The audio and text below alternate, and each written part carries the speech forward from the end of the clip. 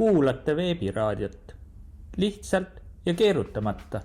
Laias laastus on asi selline, et mitte mingisugust sellist Epsteini kaasust meil ei oleks olemas, kui ei oleks vastava sisulist nõudlust.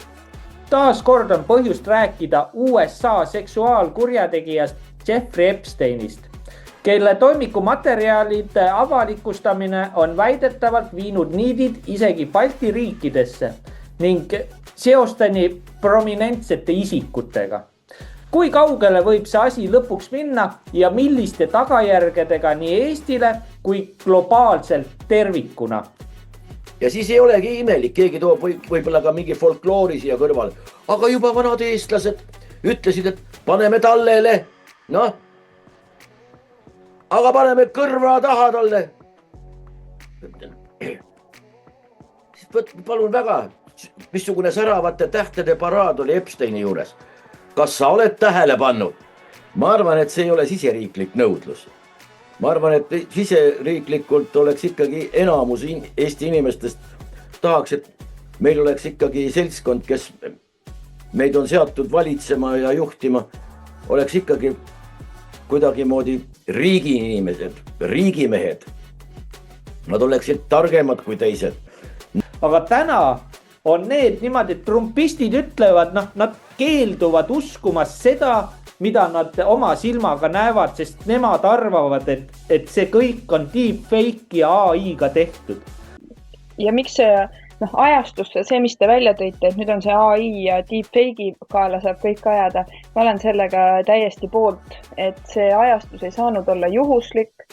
Ma kahtlustan, et nad natuke mängivad nüüd seda sellesse väravasse ka, et oi kui ohtlik maailm on ja vaata, kuidas ikkagi lapsi väärkoheldakse ja et ma ei välista, et järgmine hetk öeldakse, et hakkame nüüd agaramalt kiibistama, sest ei ometigi ei taha, et sellised asjad maailmas aset leiavad, et lapsi röövitakse ja niimoodi väärkoheldakse. Et see võib teenida natuke seda eesmärki neil, aga elame näeme. Ja muidugi see ka, et siin on välja toodud seda Epsteini juudi päritolu ja ma arvan, et ta oli selles mõttes teatud mõttes tööriist, aga teatud mõttes ka aju.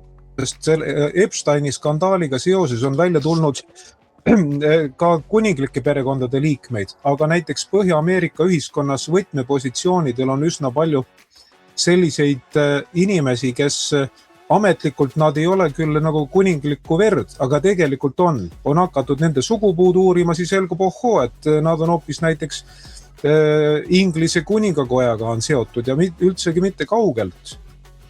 Nimetagem neid siis siniverelisteks või milleks. Ja me ei saa ikkagi ära unustada seda, et need, kes tegelevad selliste energia madaldamistega, nende seas on illuminaate, niisuguseid verejoojaid ja jumal teab, kes kõik veel, kellel on satanism pühaks, et sellised inimesed ei ole sõna otseses mõttes hea tahtlikud, vaid nad teenivad otseselt saatana huve. Lööge sisse otsingumootorisse, kas oli Zelenskaja fond või Zelenska fond, mis teie nimetus on, ja vaadake ja pange siin juurde näiteks lastega tehtav inimkaubandus, eks ole, ja siis leiate huvitavaid asju. Ja see sopp tuleb kõik päevavalgele, siis me saame aru, et need inimesed, keda me oleme pidanud kangelasteks, on tegelikult kõige tavalisemad jätised. Aga fakt on, et Netanyahut on mainitud selles failides 6300 korda ja ta praegu üritab neid e-maile ära kustutada, kus ta on sellele Epsteinile kirju saatnud. No ma räägingi siin kuulajatele ja vaatajatele oma loo ära, et minu külas siis Haeska külast aastal 2000 pakuti siis mu sõbrannale tööotsa Hispaanias.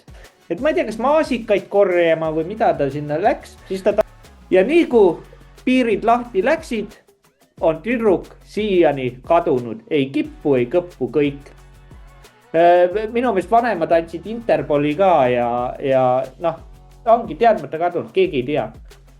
Õnneks meil on selline riigipea, kes jagab matsu, ta on tipptasemel rakubioloog, ta teab, mis asi on epigeneetika, mis tähendab keskkonna või see ümbruse mõjul tekkivad kahjulikud muutused geenides.